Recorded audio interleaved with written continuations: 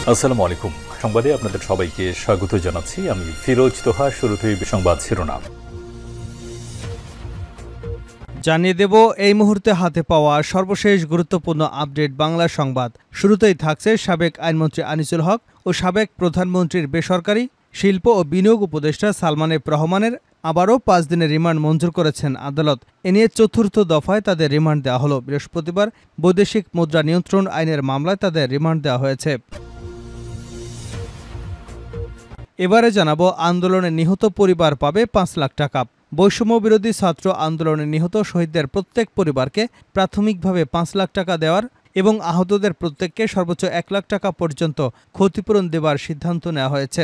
বুধবার রাজধানীর রাষ্ট্রীয় অতিথি ভবন যমুনায় অন্তর্বর্তী সরকারের প্রধান উপদেষ্টা ডক্টর মোহাম্মদ ইউনূসের সভাপতিত্বে জুলাই শহীদ স্মৃতি ফাউন্ডেশনের কার্যনির্বাহী কমিটির প্রথম সভায় এ সিদ্ধান্ত গৃহীত হয়।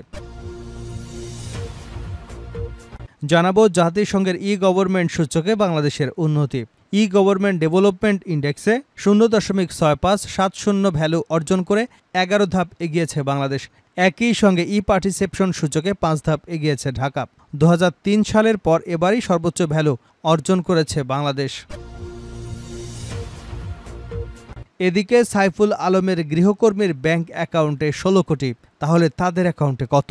বিতর্কিত ব্যবসায়ী গোষ্ঠী এস আলম গ্রুপটির কর্ণধার মোহাম্মদ সাইফুল আলম ও তার পরিবারের সদস্য এবং তাদের প্রতিষ্ঠানের নামে বিভিন্ন ব্যাংকে বিভিন্ন সময় বিপুল অর্থ জমা পড়েছে। এর মধ্যে কেবল সাইফুল আলমের গৃহকর্মীর ব্যাংক অ্যাকাউন্টেই প্রায় 16 কোটি টাকা জমা হওয়ার তথ্য পাওয়া গেছে।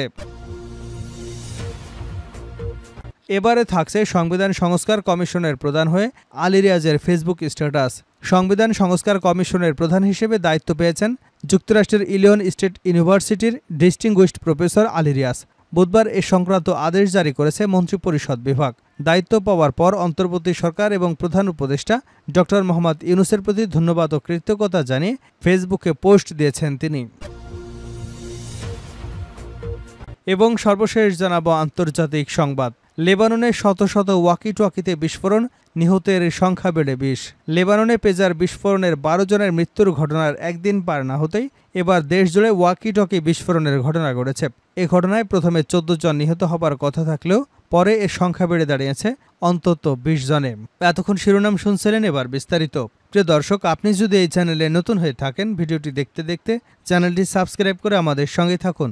আর এই ভিডিও সম্পর্কে আপনি আপনার মূল্যবান মতামতটি কমেন্ট বক্সে জানিয়ে দিন। আর হ্যাঁ প্রিয় দর্শক, জানিয়ে দিন ভিডিওটি কোথা থেকে দেখছেন।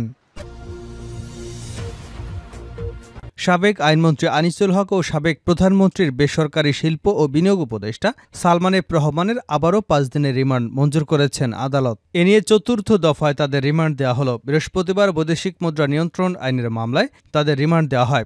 এদিন কারাগার থেকে ঢাকার চিফ মেট্রোপলিটন ম্যাজিস্ট্রেট আদালতে হাজির করে তাদের এই মামলায় গ্রেপ্তার দেখানো সহ 7 দিনের রিমান্ডে নিতে আবেদন করে পুলিশ। উভয় পক্ষের শুনানি শেষে মেট্রোপলিটন ম্যাজিস্ট্রেট মোহাম্মদ আরিফুর রহমান তাদের 5 দিনের রিমান্ড মঞ্জুর করেন। গত 13 আগস্ট নৌপথে পালানোর সময় রাজধানীর সদরঘাট এলাকা থেকে সালমান এফ রহমান ও আনিসুল হককে গ্রেপ্তার করা হয়। এরপর 3 দফায় তাদের 25 দিনের রিমান্ডে নেওয়া হয়। আন্দোলনে নিহত পরিবার পাবে 5 লাখ টাকা, আহতরা পাবে যত। বৈষম্য বিরোধী ছাত্র আন্দোলনে নিহত শহীদদের প্রত্যেক পরিবারকে প্রাথমিকভাবে 5 লাখ টাকা এবং আহতদের প্রত্যেককে সর্বোচ্চ 1 লাখ টাকা পর্যন্ত ক্ষতিপূরণ দেওয়ার সিদ্ধান্ত হয়েছে। বুধবার রাজধানীর রাষ্ট্রীয় অতিথি ভবন যমুনায় অন্তর্বর্তী সরকারের প্রধান উপদেষ্টা অধ্যাপক ডক্টর মোহাম্মদ ইউনূসের সভাপতিত্বে জুলাই শহীদ স্মৃতি ফাউন্ডেশনের কার্যনির্বাহী কমিটির প্রথম সভায় এ সিদ্ধান্ত হয়। জানা গেছে, আহতদের ক্ষতিপূরণের অর্থ যত দ্রুত সম্ভব প্রদান করা হবে এবং ঢাকায় অনুষ্ঠেয় স্মরণসভায় শহীদ পরিবারের হাতে চেক তুলে দেওয়া হবে। সভায় প্রধান উপদেষ্টা নেতৃত্বাধীন কমিটির সমাজের সব পর্যায়ের মানুষ, বিদেশে বসবাসরত প্রবাসী বাংলাদেশি এবং বিভিন্ন সংস্থা ও ব্যবসা প্রতিষ্ঠানের প্রতি জুলাই শহীদ স্মৃতি ফাউন্ডেশনের অনুদান প্রদানের আহ্বান জানায়। কমিটির ফাউন্ডেশন পরিচালনার জন্য একটি অফিস স্পেস এবং স্বেচ্ছাসেবক খুঁজে বের করবার সিদ্ধান্ত গ্রহণ করা হয়েছে। এছাড়া সবাই জুলাই আগস্ট গণজাগরণের সমস্ত ভিডিও, ছবি, মৌখিক ইতিহাস এবং অন্যান্য নথি ও স্মৃতিচিহ্ন সংরক্ষণ আর্কাইভ করবার সিদ্ধান্ত হয়েছে। অধ্যাপক মোহাম্মদ ইউনূস সভায় জানান, যে কোনো পরিমাণ অনুদানের অর্থ নথিভুক্ত করা উচিত এবং তাদের তালিকা সংরক্ষণ করতে হবে। তিনি বলেন, সম্ভব হলে তাদের নাম ফাউন্ডেশনের ওয়েবসাইটে প্রকাশ করা উচিত। ডক্টর ইউনূস বলেন, এই ফাউন্ডেশন গঠন একটি গুরুত্বপূর্ণ মাইলফলক। একে সফল করতে আমাদের কঠোর পরিশ্রম করতে হবে। প্রধান উপদেষ্টা আরও জানান, স্বাস্থ্য মন্ত্রণালয় আহতদের চিকিৎসার ব্যয়ভার বহন করবে। ফাউন্ডেশনের পক্ষ থেকে যে ক্ষতিপূরণ দেওয়া হবে তা সরকারের চিকিৎসা ব্যয়ের অতিরিক্ত হিসেবে দেওয়া হবে। জাতিসংঘের গভর্নমেন্ট সূচকে বাংলাদেশের উন্নতি। গভর্নমেন্ট ডেভেলপমেন্ট ইন্ডেক্সে 0.6570 ভ্যালু অর্জন করে 11 ধাপ এগিয়েছে বাংলাদেশ। একই সঙ্গে পার্টিসিপেশন সূচকে 5 ধাপ এগিয়েছে ঢাকা। 2003 সালের পর এবার সর্বোচ্চ ভ্যালু অর্জন করেছে বাংলাদেশ। মঙ্গলবার 17 সেপ্টেম্বর বাংলাদেশের সময় সন্ধ্যায় নিউ ইয়র্কে জাতিসংঘের সদর দপ্তরে এই ইন্ডেক্স প্রকাশ করা হয়েছে। EGDI 2024 অনুযায়ী চলতি বছরের স্বল্পোন্নত দেশগুলোর মধ্যে সর্বোচ্চ EGDI মান নিয়ে বাংলাদেশ এগিয়ে রয়েছে। বিশ্বের মোট 193টি দেশের মধ্যে বাংলাদেশের অবস্থান এখন 100তম। 2022 সালে ছিল 119তম। অন্যদিকে পার্টিসিপেশন সূচকে একই সংখ্যক দেশের মধ্যে বাংলাদেশ এখন 70তম। 2000 সালে ছিল 75তম অবস্থানে। জাতিসংঘের সদস্য রাষ্ট্রগুলোর অনলাইন সেবা প্রদান, আইন এবং পলিসি কাঠামো, পার্টিসিপেশনের অবস্থার পাশাপাশি টেলিযোগাযোগ অবকাঠামো, হিউম্যান ক্যাপিটালকে মূল্যায়ন করে গভর্নমেন্ট ডেভেলপমেন্ট ইন্ডেক্সে তৈরি করা হয়েছে। চলতি বছর EGDI অর্জনে শীর্ষে রয়েছে ডেনমার্ক, এস্তোনিয়া ও সিঙ্গাপুর। দক্ষিণ এশিয়ার দেশ মালদ্বীপ 94, ভারত 97, শ্রীলঙ্কা 98, ভুটান 103 আর নেপাল রয়েছে 119তম স্থানে।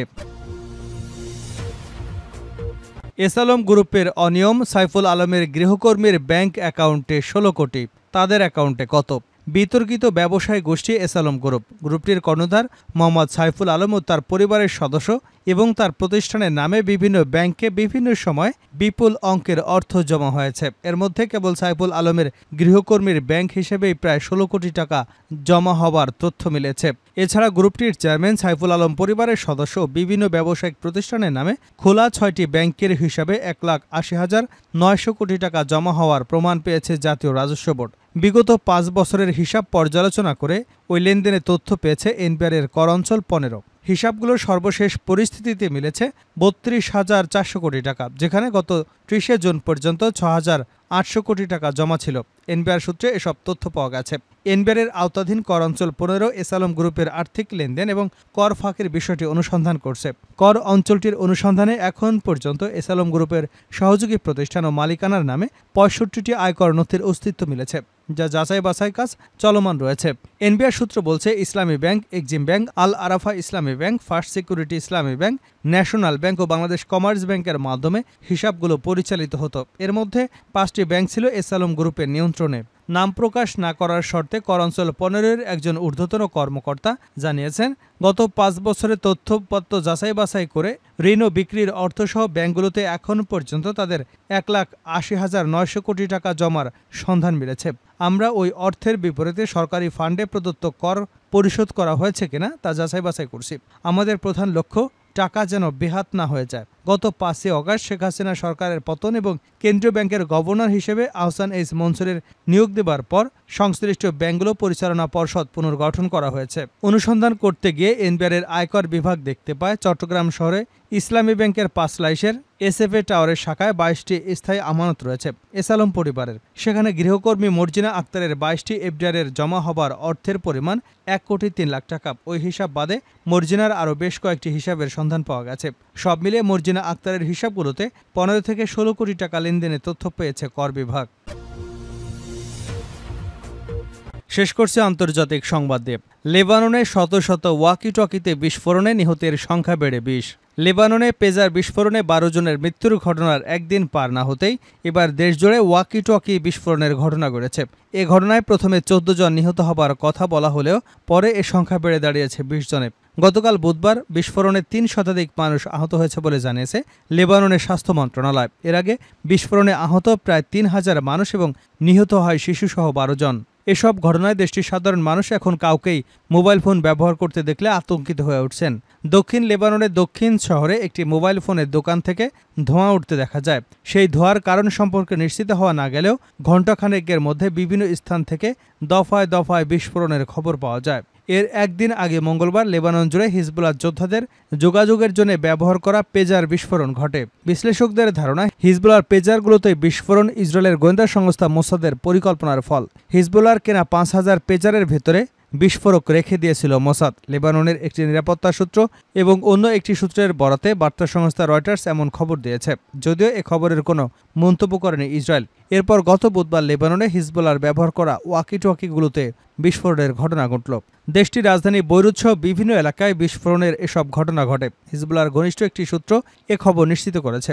রাষ্ট্রীয় সংবাদ মাধ্যম দক্ষিণ ও পূর্ব লেবাননে একই ধরনের বিস্ফোরণের খবর দিয়েছে। লেবানন কর্তৃপক্ষ জানিয়েছে, বুধবারের হামলায় অন্তত ১৪ জন নিহত হয়েছেন, আহত হয়েছেন আরও ৪৫০ জন।